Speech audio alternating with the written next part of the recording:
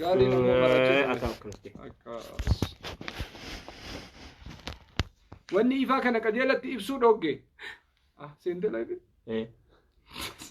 السلام عليكم السلام عليكم ورحمة الله وبركاته. السلام عليكم ورحمة الله وبركاته. السلام عليكم ورحمة الله وبركاته.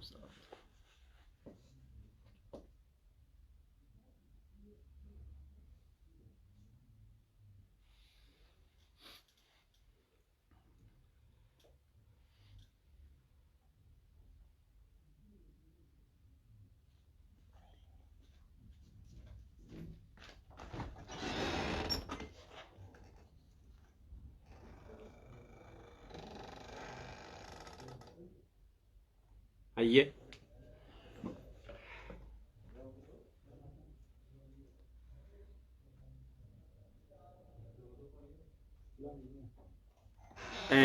هيا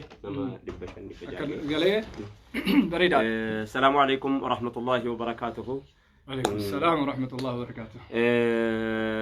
لا وان براوان سيجيتشون دفني دقيقة لما تو كان دقيقة سديتو دقيقة سدي فيي nama afrifatu qabachuun lafee duudaa nama ta'a nama boonsa nama cimsa nama utubaba yaada nama utuba fuulduratti nama dhiiba nama cunqursa akka ati waa gootuuf si godha gaaf tokko salamtaa jetteni salaamu alaykum warahmatullahi sima jalaa qabeen ayye gaaf tokko yee namni tokko anaa wajjiniin namoo ijoollee keenya hidhaatti gaafachuu dhaqe ijoollee keenya hidhaatti gaafachuu dhaqe anoo waan awwaa bituuf hin qabu maaliin awwaa bitaafi jedheennaan waan bitaa jechuun si keessa jira miti hin ga'an jedhe tu qabatte bitte ka waa bitaa jechuun si keessa jira miti qalbii kee keessa waa bitaa hin jira miti raawwattu hafe malee waan eegaa raawwattee raamata guuteefi yoo raamata eega guuteefi mataa kee keessa waan bitaaf jechuu caalaa rahmanni waan godhaaf jedhee tan waan ittiin godhu dhabe jechuun waan nama gammachiisu keessaayyee innumti kun hoosigaa maa kan biraa maannaa barbaaddeen jedheen jennaanii baroo dhagaa jedhee yeroo sana sooftii maamkoo bareedduu tokko bitee farankaaniin ofirkaa qabu ammana silaa jennaanii hooree xibiti taa'ennaan hin gammadu jedhe hin gammaduunaan jedhe yoon kootiin bitee kenni malee hin gammadu keetiin bitu maa sirkaa fudhachuun wallaalee naan jedhe anoo jireenyaaf yoo nan baradhu rakkoon qabu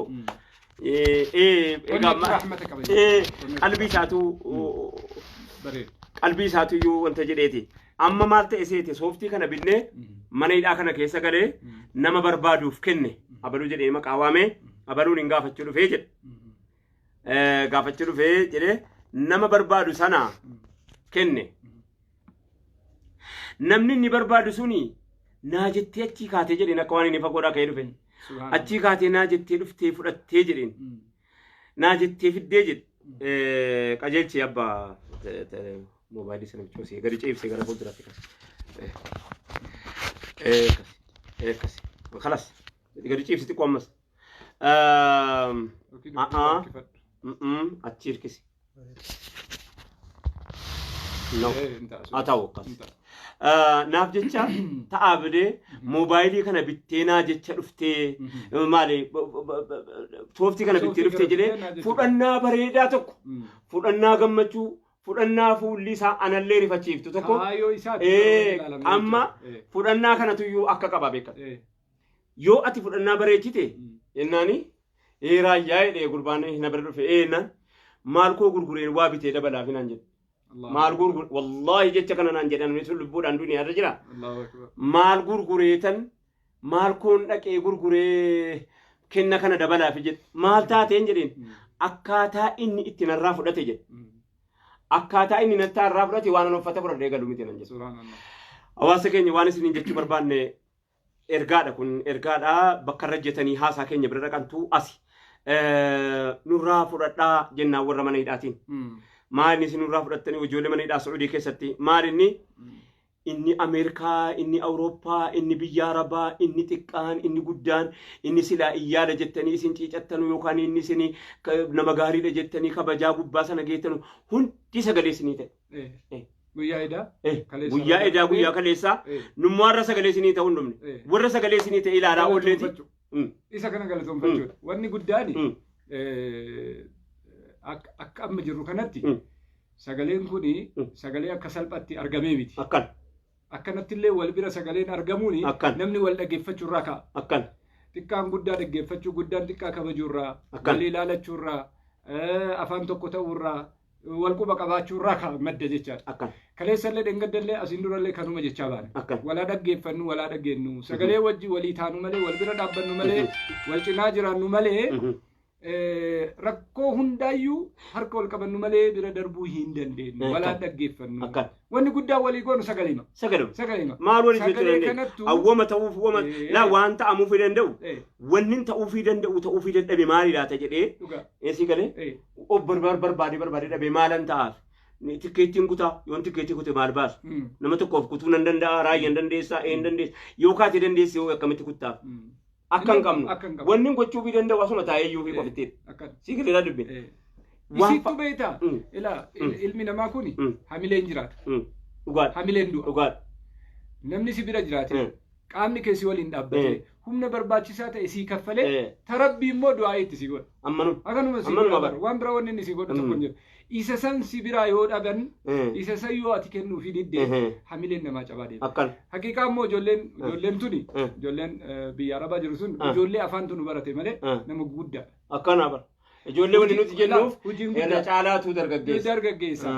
Hojiin guddaadha. Ilaalchaan guddaadha. Hawaasa bira dhaabbattuun uummata guddaadha. Beekumsaan illee uummata guddaadha. Akkana. Akkuma isin tokko eenyuun fugadii miti. Tokkoon isaa eenyuun fugadii miti. Inumaa waan si dinqisiisu ani faallaa waan kanaa fahama. Barnamii ala deemee waa hojjetee guddaa jennuun kuni gariin hiyyummaa baqa deeme. Akkanuma. Gabra hiyyummaan ta'u jedhee deeme. Gariin immoo gabroonfataan ta'u jedhee deeme. Tokko. Ka hiyyummaa baqa deeme ka gabroonfata ka uf jijjiiruu deeme. Waa baay'ee jira. Gariin immoo bakka itti deebi'u iyyuu qabu ammayyuu. Gaaruma fedhe adeemu. Wuma fedheefu adeemu. Kataa'ee asii shira xaxu sharrii xaxu nama hamatu nama komatu nama walitti buusu kana olitti harka 100 isa caala. Akkana isa caala. Warra asitti waa nama godhu hundasaa nagaan jira ofsee hundasaa isa kana caala. Ilaalchaan isa caala humnaan isa caala beekumsaan isa caala dandeettiin isa caala murannoon isa caala kaayyoon isa caala tarsiimoon isa caala. Waa baratee deebi'uudhaan rakkoo barachuudhaan isa caala. Akkana waan godaan si nama godhu deebi'uudhaan isa caala. Akkana eega caale immoo gatiin isaa kenninu kun isaaba kanaan kennamuufi qaba. Bira darbi isa as taa'ee abbaa du'u dhaaluuf qophaa'eerra. Dhaala abbaa isaa qoodachuudha. Akkanaa isa obboleessaaf obboleettii walitti buusu. Isa as taa'ee guyyaa abbaan isaa itti du'u eeggatu lakka'u isa bira darbee ka'eet abbaa isaatii qorqorroo ijaare masiida ijaare madrasaa ijaare miskiina rakkataa hiyyeessa. Kana bira darbee nyaatamee nyaachisee waan ta'e as ga'e. Kanaafuu sagaleen ijoollee kanaa akka tasatti kan laalamuu miti. Amma wanni har'a dhufneefi mata dureen isaa wanni dhufneefi jennee kaleessa immoo waan dandeenye jenne. Warra silaa jirullee majlisa illee bira dhaqnee majlisa Oromiyaa dhaqnee majlisa Finfinnee dhaqnee ulaa dhadhoofne qaama jirul maraa dhadhoofneeti. Imbaasii Masawadii sanillee qaamni deemu haa deemullee jennee mari'anne. Haa ta'u. Rakkoon yoo jiraate rakkoo hubannee maaliin wal gargaarraa gaafiin guddaan. Rakkoo maallaqaa yoo taate maallaqni kun eessa argama tokko. Rakkoo adeemsaa yoo ta'e adeemsi kun akkamitti furama lama. Rakkoo biyyaa yoo ta'e rakkoon biyyaa garam deemti abbaa qabdi sadii. Rakkoo biyya ambaa yoo ta'e immoo rakkoo biyya abbaati jennee hubannee ilaallee afaan silaa barbaachisaa ta'een afaan Ingiliffaatiin afaan Arabaatiin afaan Oromootiin afaan Amaaraatiin afaan biyya addunyaarra jiru keessatti akka namni dhaga'utti dabarsuun akka danda'amu. Rakkoon eessa jira kan jedhu kana qajeela beekamuu qaba kan jedhus ka'ee jira waan ta'eef kanarra dhaabbatee hawaasni hundi isaa xiqqaa guddaan sheekni daa'iin ijoolleen daldalaan hundi isaa sagalee ta'aa jira. Ulfaadhaa galatoomaa sagaleen kun itti hafufu ijoollee keenya haa galfannu warri sagalee taatan ulfaadhaa jechuu dhufne jedhu. Hangasuma kophaan jiruudha an kophaan hidhamneedha jettu yoollee waa gochuu fi dadhabne yoollee waa ta'uu fi dadhabne yoollee galfachuu dadhabne yoo humna itti dhabne illee nama sagalee naa ta'uu qaba. Sagaleeraa dubbin uffata siin uffattu fakkaatu maraatu miti ati. uffannaatu iyyuu rakkina biyyaa si baase rakkootu biyyaa si baase feestaalii uffatte malee ati maraatu miti. Nama ta'uu kan kee ragaa sii ba'a namni. Maraatu miti. Akka yerootu sagalee si dhorke fa'i yookaan yerootu akka si dhorke yeroo dhumatu immoo sirraa jijjiira. Yeroon dhaabbataa miti yeroo kamiinuu. Yeroon hin godaana, yeroon hin deebi'a, yeroon hin deema, hin deebi'a. Namni jabaatee nafu hin laafa. Laafee nafu hin jabaata. Ciisee nafu hin ka'a. Ka'ee nafu hin ciisas. Ol ba'ee nafu gabbu'ee nafu ol ba'a. Jireenyi dukkanaa'ee nafu hin ifa ifee nafu hin dukkanaa. Jireenyi jijjiirama qaba. Jireenyi wal jijjiira. Qilleensi akka hadhaa kana kaleessaa miti. Akka kaleessaatti hadhan jiru akka hadhaatti boru hin jiraatu. Sirraa jijjiiram abdiin muratin takka warriidhaa jirtu. Lammaffaa akkuma hadhaa wanni ati iyyiteef hundi isaayyuu jezaa yookaanis immoo mindaa uummata iyyiteef kana bira hin barbaadin jechuudhaaf dhufne. Mindaa kan kee uumaa rabbiitiif jecha namoomaaf jecha namoomuma rabbuma biraa waa qaba boruu kan kee dhiirri rakkoo kee iyyiti kan biraasii buusa malee rabbi namni yoo hunda jiraataa miti. Akkuma ati hadhaa dhalli kan kee ilmoon qaba jettee ilmoo namaatiif iyyite kana boru rabbiin nama ilmoo keessiitiif si iyyuu sii buusa yeroo hunda iyyaan jiraannu rabbiin nurraa jijjiira ta'a iyya kana jijjiirama kana rabbiin nurraa jijjiira. Warri sagalee taatan inni beekaan biyya alaa inni biyya faranjii inni biyya arabaa inni rakkataa inni baadiyyaa inni magaalaa hundi keessan waan isinii goonuu hin qabnu sagalummaan keessan akka amma ijoollee keenya deeffannutti itti fufuu iyyinu halallabnu ijoollee nama nu dhaga'uu dhabne. Ilaa waa lamaa yoo rakkatee bar iyyi kun illee sadarkaa qaba. Nama nurraa beela'ee waan baalee haasofna waan gammoojjii haasofna har'a waan baaleetiif waan gammoojjii haasa'uu dhiisi bishaan baafna yoo jennu bishaan baasuu miti. Bishaan sunuu maaliif dhuunfaa gaafii jedhutti nutti ka'aa jira. Ka'a hin ka'a. Akkatti ka'uu qaba maaliif jennaan eenyubbaa bishaan. Qaamni kan kee lamma daa'ima mana hidhaa Suudii keessatti ilmoon nama shuf mee ilmoo kan keessii quxisuu sana bira qabiilaadha. Eenyunuu mee utuu silaa warri silaa wanni kun bira jiru yookaanis immoo gumii kana irratti taphachuu danda'an utuu ilmoo achi keessaa qabaatanii qaata baani utuu ilmoo achi keessaa qabaatanii utuu ahalii achi keessaa qabaatanii utuu akkuma isa nama garii quuquu kana qalbii moolaafanii beek ilmoo qabaachuun qofti dirqamaa miti qalbii namummaa qabaachuun sila waan daa'imni keenya waan sabiyyiin keenya waan abbaan gurguddaan waan haati haadhotiin isa mul'ate agarre malee inni mul'anni rabbiin qofa biratti hafee jira rabbiin qofatu beeka. Wanni nuti amma isiniin jechaa jirru hin jijjiirama hundi isaatu iyyuu. Sagalee namni isinii ta'u bakkee kana jira isin warri sagalee taatan hundi keessanuu galatooma ulfaadha. Hanganumaaf dhufne. Wannummaan jechuu barbaadnu isa dhumaati. Sagaleen itti hafuuf tokko kana sagaleen itti hafuuf. Lammaffaa masjida hundatti du'aayi naa godhamu. Dhufe meeqa dhufee dabarfataa maa afachu bee waliin dhibe masjidatti du'aayee kadhachuun siyaasaadha. Ishi khutbaa irratti dhimma ijoollee keenyaatii du'aayee goonu jedhanii harka ol qabuun siyaasaadha. Innoo deeggarsaayyuu bara. Amma akki jennu har'a galatoonfachuu dhufne. Waan kana irra deddeebine haasofne jenne. Har'a galatoonfachuu dhufne maal galatoonfachuu dhufne ijoolleen nu baateetii miti. Sagalee mata'uun. Wal bira dhaabbachuun laalaa namaa dhaggeeffachuun dhukkubni kee dhukkuba kiyya jechuun laalaa isaa aaduun wajjin hirriba dhabuun wajjin qorruun isni kuni hamileedha.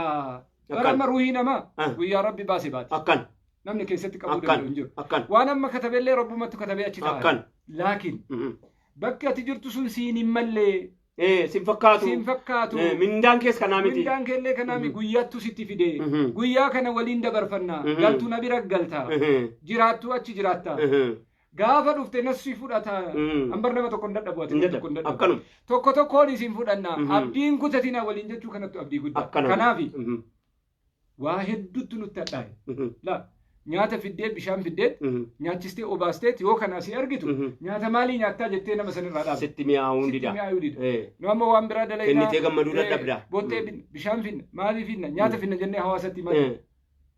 Aqliin yoonuma ka fedhe iyyuu achi du'aa jiraate taate aqlimmaan bishaanii fi boottee si bichisiise osoo ijoolleen kun akkana jirtu kottaa hawaasa keenya ittiin dhugaa ittiin nyaadha jettu hin jiru. Kana miila dhuga. Hamilettu. Hin manu takaalee. Kanuma nu takaalee. Waa baay'ee sakaalame. Wallahi. Waa baay'ee sakaalame. Da'awaan asirratti godhan. Hin bareedullee haqa. Da'awaa maalii goota? Haqumaan godhatu. Maa eenyu si dhagaa? Eenyutti goota. Da'awaa gootu hin bareedu. Hin bareedu. Kitaaba himtu hin bareedu. Hin bareedu. barakana gargaarsa godha jettu hin bareedu lubbuu namaati asiqqisiisamaa jira namni dhiiga tufaa jira warri waan kanaaf sagalee taatan ulfaadha jechuu dhufne baadiyyaan fixe egaa reefka takkaa takkitti jiraataa reefka wajjin hidhamu takkaan dhageenye bara kana nurratti ba'e daa'ima sabiyyii qaamni cicciramee bakka itti akkamamtu dhabdee daa'ima waggaa 18 dheeree gadi addunyaa nama waggaa 18 hidheen beeku dhorkaadhallee akka addunyaatti nurratti garuu halaala beekan akka addunyaatti dhorkaadha akka addunyaatti hin ta'u keenya irratti halaala gaarumaa gadi bade waa maaliifuu warri sagalee walii taatan marti keessanuu galatooma gubaan keessan gubaa keenya ciifneef hirribne nuun qabne uffanneef nutti dhowwine nyaanneef garaa nuun jiru. السلام عليكم ورحمة الله وبركاته. وعليكم السلام ورحمة الله وبركاته.